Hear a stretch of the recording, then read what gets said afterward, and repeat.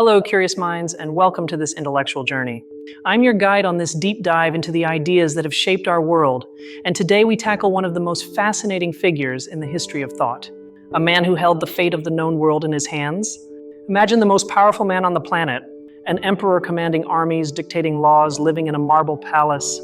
Now, imagine this man spending his nights, not at lavish parties, but alone, by an oil lamp, writing a personal journal. A journal filled with doubts, fears, and a desperate struggle to be a good man. That man is Marcus Aurelius. And that journal, which he never intended to publish, has become one of the most influential self-help and philosophy books of all time. We're talking, of course, about Meditations.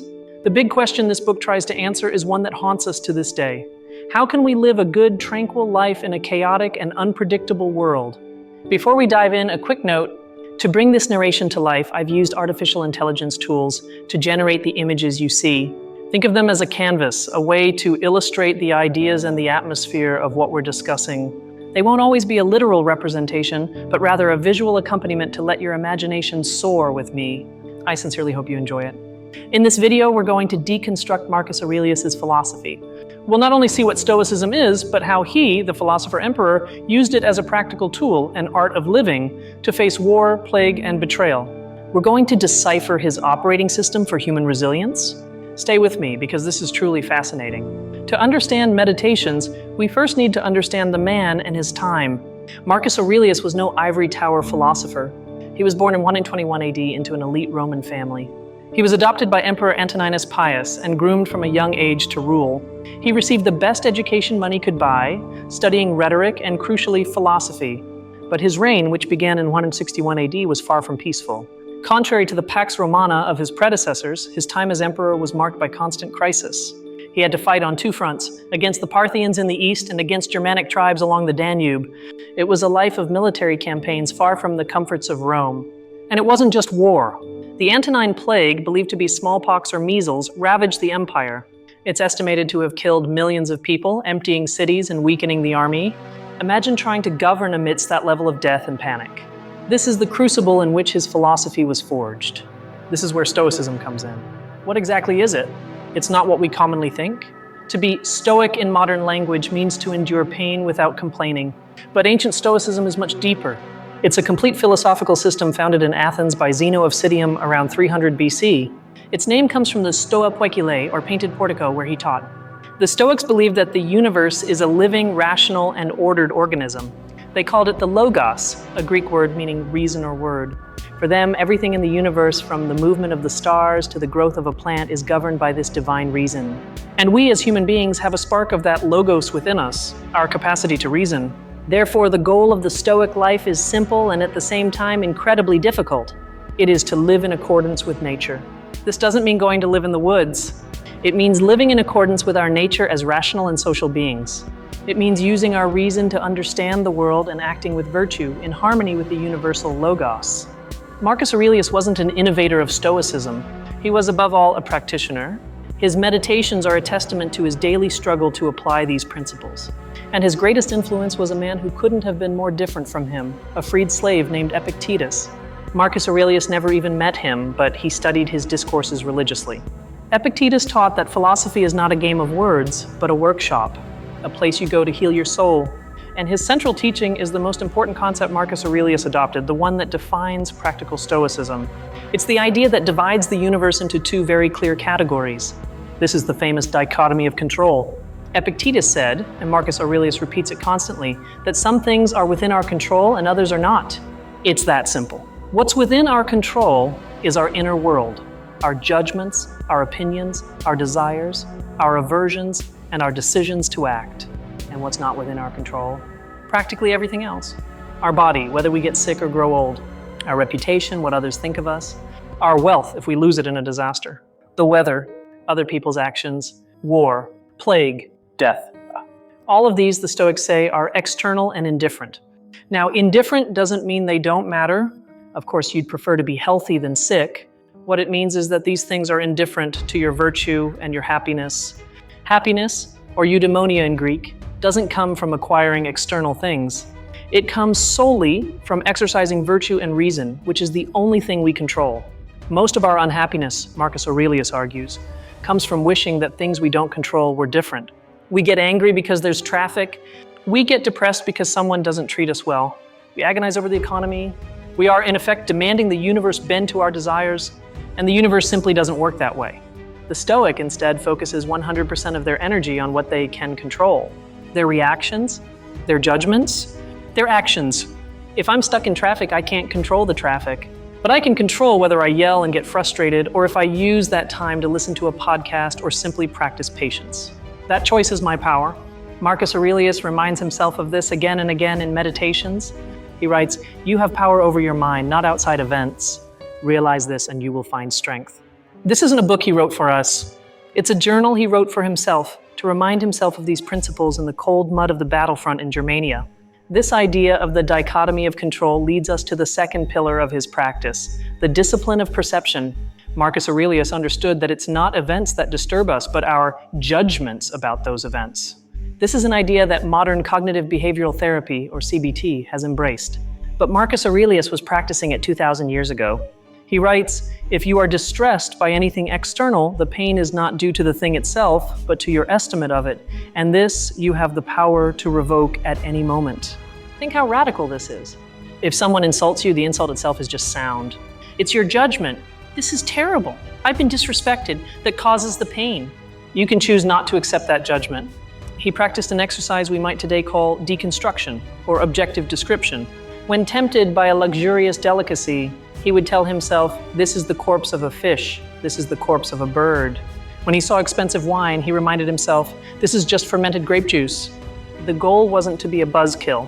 The goal was to strip things of the added value our minds project onto them, to remove the fear or desire and see them as they truly are, to see them objectively as the Logos would see them. "Things themselves don't touch the soul," he wrote. "Only our internal judgments do." Imagine applying this to anxiety. When you worry about the future, what is it? It's a judgment about an event that hasn't happened yet and is likely outside your control. The Stoic pauses and says, "What's happening right now? In this precise moment, am I okay? Yes. Then I will focus on this moment." This discipline of perception gives us the power to create a space between stimulus and response. In that space, says neurologist Viktor Frankl, a Holocaust survivor inspired by the Stoics, resides our freedom, the freedom to choose our response. This is Marcus Aurelius's inner citadel. The external world can be chaotic. The plague might be raging, barbarians might be at the gate, people might betray you. But your inner citadel, your rational mind, your ability to choose virtue, that is untouchable. The soul takes on the color of its thoughts. Therefore, guard your thoughts. This brings us to the second discipline, the discipline of action. If the first discipline deals with our internal judgments, this one deals with how we act in the world. And here, Stoicism reveals itself not as a passive philosophy, but as a philosophy of service. Remember, for the Stoics, we are social beings by nature. We are here to help each other. Marcus Aurelius constantly reminded himself that his work as emperor was not for his own glory, but for the common good. "What is not good for the beehive," he wrote, "is not good for the bee." This is what's called sympatheia, the idea that we are all part of a single organism, the cosmos. We are members of a single community, the cosmopolis, or city of the world. Harm to another is ultimately harm to oneself. We are like feet, hands, or eyelids designed to work together. Thus, every action must be judged by this criterion. Is this virtuous? Does it serve the common good? If not, don't do it. Stoicism doesn't give you permission to withdraw from the world. It demands that you engage, but that you engage with the correct purpose. Not to gain fame or wealth, which are indifferent, but to do your job, to be useful. And here is where Marcus Aurelius has one of his most famous and practical insights: how to deal with difficult people. It's something we all struggle with. His advice is brilliant. He writes it as a morning meditation, a way to prepare himself for the day. He tells himself, "Today I shall be meeting with meddlesome, ungrateful, arrogant, dishonest, jealous, and ill-tempered people. They are like this because they cannot distinguish good from bad. This is the key. They are not evil. They are ignorant. They have confused what is good, virtue, with what is indifferent, money, power, pleasure. Therefore, you have no right to be angry with them, just as you wouldn't be angry with a tree for not bearing fruit in winter. It's their nature, based on their ignorance. Your job," he says, "is not to hate them, but to work with them. We cannot blame people for being who they are," he writes. "We must be tolerant of one another and remember that we were made for cooperation." This perspective transforms anger into pity and frustration into a call to duty. Your duty is to be the one rational person in the room, not to let their vice infect your virtue. The best revenge, he famously writes, is not to be like your enemy. So we have the discipline of perception, controlling our judgments, and the discipline of action, acting for the common good. This brings us to the third and final discipline, which ties everything together, the discipline of will, or as I call it, the discipline of acceptance. This discipline deals with things that are outside our control. War, plague, the death of a loved one, the betrayal of a friend. How do we react to true disaster? The Stoic answer is not passive resignation. It's something much stronger. It's amor fati, a Latin phrase popularized by Nietzsche, but one that perfectly encapsulates the Stoic idea. It means love of fate, not just tolerating what happens, not just accepting it, but loving it, embracing it as if you had chosen it yourself. Why? Because for the Stoic, everything that happens is a product of the logos, of universal reason. The universe knows what it's doing, even if you don't understand it. Marcus Aurelius puts it this way: everything that happens to you has been woven for you from the beginning of time. Your illness, your loss, your difficulty, all are part of the tapestry of the cosmos. Resisting it is futile and only causes suffering. It's like a dog tied to a cart. It can run with the cart or be dragged by it. The cart is going to the same place anyway, but it's more than that. It's not just acceptance, it's an opportunity. The Stoics had a wonderful metaphor, that of fire, a large, bright fire. Whatever you throw into it, it consumes. Dry branches, wet wood, even trash. The fire takes everything and turns it into more flame, more heat, and more light. Your logos, your reason, should be like that fire. The obstacle in your path becomes the path. The impediment to action, Marcus Aurelius writes, advances action. What stands in the way becomes the way. Did someone betray you? That's an opportunity to practice forgiveness. Did you break a leg? That's an opportunity to practice patience. Are you in the midst of a plague? It's an opportunity to practice courage and service. This is perhaps the most powerful idea in all of Stoicism. It transforms every negative event in life from a victim's plight into an agent's opportunity. Nothing is bad in itself, it's simply material. Material for you to practice virtue. Your virtue is the only thing that matters, and disasters are the best gym to train it. So, when Marcus Aurelius was on the cold Danube, far from his family, surrounded by death and war, he didn't write, "Why me?" He wrote, "This is what I was given. How can I use it to be a better human being? How can I serve the common good in this situation?" That is the discipline of the will. These three disciplines, perception, action, and will, they are a complete operating system for life. And Marcus Aurelius didn't just preach them, he used practical exercises to embed them in his mind. The meditations are full of them. One of the most famous is the Premeditatio Malorum, or the premeditation of evils. This sounds morbid, but it's incredibly useful. It consists of actively imagining the worst things happening. Imagine losing your job. Imagine a loved one dying. Imagine being diagnosed with a serious illness. The goal isn't to get depressed. The goal is twofold. First, to practice gratitude. You realize that today, right now, those things haven't happened, and you appreciate what you have. As Seneca, another great Stoic, said, enjoy your friends, your family, as if they were about to be taken from you. The second goal is a psychological vaccine. It's mentally rehearsing your Stoic response. If I lose my job, what will I do? I'll focus on what I control, updating my resume, contacting my network, practicing frugality. I won't lament what I don't control. You prepare for the blow so that when it comes, if it comes, it doesn't catch you off guard. Another crucial exercise is memento mori, remember that you will die. Marcus Aurelius was obsessed with impermanence.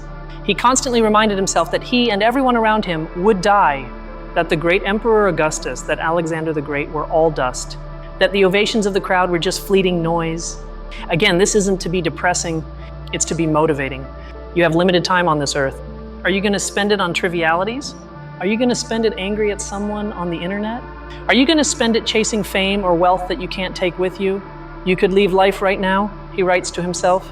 Let that determine what you do, say, and think. Death puts everything in perspective. It frees you from the tyranny of others' opinions. What does it matter if someone doesn't like what you do? They're going to die. You're going to die. The only thing that matters is virtue.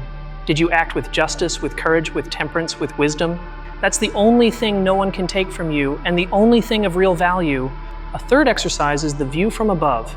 Marcus Aurelius imagined himself floating above Rome, then over Europe, and then over the entire planet.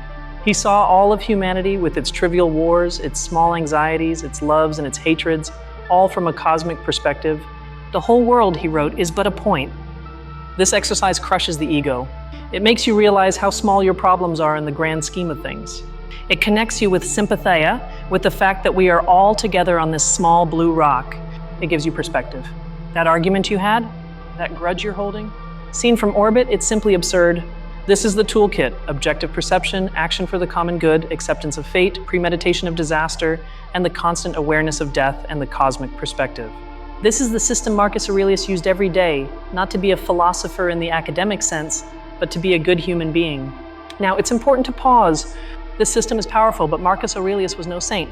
He was a man, and there are legitimate criticisms of his reign and his philosophy that we must address to have a complete view. Stoicism is not a panacea, and its most famous practitioner was not perfect. The first criticism is that of passivity. Does Stoicism, with its emphasis on acceptance, not make us passive in the face of injustice? If everything is fate, why bother changing anything? This is a common misinterpretation. Remember the discipline of action. We are obligated to act for the common good. The Stoic doesn't accept injustice. They accept the existence of injustice as a fact of the world, external, but their action internal is to fight it. Marcus Aurelius didn't stay in Rome meditating while the barbarians invaded. He spent a decade on the battlefront. He acted, but he did so without hatred and without despair, but with a sense of duty. The second criticism is more personal and painful. During Marcus Aurelius's reign, there were persecutions of Christians. It's a dark stain on his legacy. How could such a virtuous and tolerant man allow this? Historians debate this. Some say it was a political decision, not personal, that Christians were seen as a destabilizing sect that rejected Roman gods and threatened the unity of the empire in times of crisis. There is no mention of Christians in Meditations.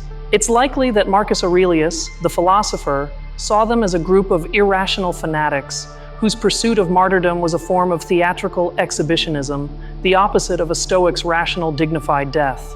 It's a tragic blind spot. It shows that even the wisest man is limited by his time and culture. And then there's the final criticism, his son, Commodus, the man who succeeded him as emperor. If you've seen the movie Gladiator, you know who we're talking about. Commodus was, in almost every respect, the opposite of his father. Vain, cruel, megalomaniacal, and a terrible tyrant. His reign marked the beginning of the end of Rome's golden age. How could the great philosopher king who wrote so much about virtue raise a monster? This is perhaps the tragedy of Marcus Aurelius's life. The truth is, he spent most of Commodus's youth on the battlefront. He tried to educate him, surrounding him with the best philosophers, but he failed. In the end, this tragically proves the central point of Stoicism. You cannot control the actions of other people, not even your own child's. You can offer them education, example, and love. But their inner citadel, their choices, their judgments, are theirs and theirs alone. What a painful final lesson for the emperor. These criticisms don't weaken Stoicism. On the contrary, they humanize it. They show us that this is not a magic formula for perfection. It is a practice, a daily struggle. And the fact that Marcus Aurelius had these failures and blind spots, but kept trying every morning, writing in his journal, "Get up and do your work," makes it even more relevant to us. So what is the legacy of this book? It is immense. Meditations disappeared for centuries, but resurfaced in the Renaissance and has been continuously in print ever since. It has been the bedside book of kings, presidents, artists, and entrepreneurs. From Frederick the Great to Thomas Jefferson, from Bill Clinton to the founders of Silicon Valley, and its most important influence today is found in psychology. As we mentioned, cognitive behavioral therapy, CBT, one of the most effective treatments for anxiety and depression, is directly based on the Stoic idea that it is our judgments, not events, that cause our suffering. Dr. Aaron Beck, its founder, explicitly acknowledged this. Marcus Aurelius's Stoicism is an operating system for the mind that is timeless. In our modern era of chaos, social media, polarization, and future anxiety, his advice is more relevant than ever. We live in our own version of the Danubian front. It tells us focus on what you control, let go of the rest, own your perceptions, don't let yourself be hijacked by indignation or fear, act with purpose, serve the common good, not your ego, and accept fate. Use every obstacle as fuel for the fire of your virtue. But it's crucial to distinguish it from Stoicism with a small s. Popular culture, sometimes dubbed Broicism, has reduced this philosophy to a mere suppression of emotions and the pursuit of personal success. This is a caricature. Real Stoicism isn't about repressing emotions. It's about acknowledging them, analyzing them, are they based on a false judgment, and then choosing not to be governed by them. Feeling sadness at a loss is natural. Marcus Aurelius wept for his children. What Stoicism forbids is the judgment that my life is ruined and the resulting paralysis. The Stoic feels but acts with virtue despite the feeling, and above all does not seek personal success but the common good. To conclude, the beauty of Meditations isn't that Marcus Aurelius found all the answers. It's in the honesty of his struggle. He's not a prophet preaching from a mountaintop. He's a man in a cold tent in the middle of the night, struggling with himself to be better, fighting his anger, his laziness, his despair, exactly like us. The book is a reminder that philosophy isn't something you read. It's something you do. It's a verb. It's a daily practice. It's the art of living, and Marcus Aurelius invites us to join him in that practice. He shows us his workbook and encourages us to start our own. He asks us, what will you do with the time you've been given? How will you face the obstacles that life will inevitably throw your way? Will you be dragged along complaining? Or will you be like the fire, taking everything that happens and using it to shine brighter, with more virtue, and for the good of all? It has been an absolute honor to explore these ideas with you. Thank you for joining me in this analysis of Marcus Aurelius and the art of living. Stoicism isn't a magic cure, but it is an incredibly powerful set of tools for navigating the complexity of life. Thank you for dedicating your time to me, which is the only thing we truly possess. If this intellectual journey has brought you value, please consider subscribing to the channel. Our goal here is exactly this: to take humanity's greatest ideas and make them accessible and useful for modern life. There's so much more to explore. And now I'd love to hear from you. What idea from Marcus Aurelius impacted you the most? The dichotomy of control? Amor fati? Or the meditation on difficult people? Leave your thoughts in the comments section. Let's read and learn together. As always, stay curious. But let's delve a moment deeper. Why does it resonate so much today? Because our society trains us for the opposite. It trains us to believe that happiness is external. A new phone, more likes, the perfect job, the perfect partner. Stoicism is a radical antidote to this mindset. It's a call to internal self-sufficiency. Not in the sense of not needing anyone, remember sympathia, but in the sense that your happiness and your worth don't depend on anyone's permission or the acquisition of anything. Your worth resides in your character, and your character is completely under your control. Think about it in the context of work. We stress about promotions, about the boss's opinion, about the project that failed. The Stoic would say, did you do your best? Did you act with integrity? Did you collaborate with your colleagues? That's what you control. Whether you get promoted or not, that's external. Do your work virtuously and accept the outcome with equanimity. Think about it in relationships. We often try to control others. We get frustrated because they don't act as we want. The Stoic reminds us their minds are not yours. You can only control your actions. Are you a good friend? Are you a loyal partner? Are you honest? Focus on that. The rest is up to them. Even physical exercise. You don't control whether you lose 10 pounds in a month.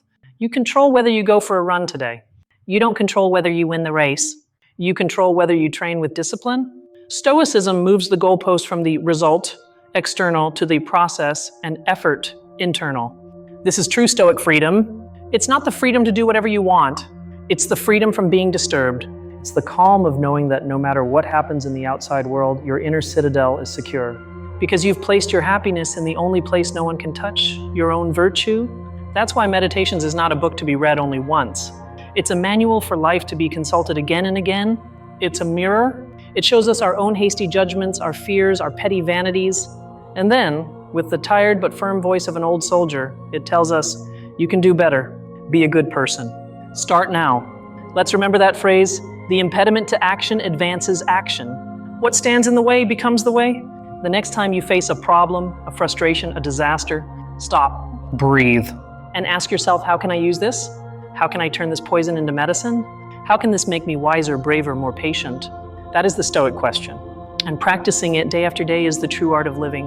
It's not about reaching a final state of sage. It's about the struggle. The same struggle Marcus Aurelius had. And in that shared struggle across millennia, we find our common humanity. Truly, thank you for your time and attention. It is the most valuable gift we have. I hope this analysis serves as a useful tool in your own inner citadel. Don't forget to subscribe and hit that notification bell so you don't miss our next deep dive. We're building a community for curious minds here, and we'd love for you to be a part of it. Until next time. Leave your comment below. What other philosopher or idea would you like us to deconstruct together? See you in the next one. Keep thinking.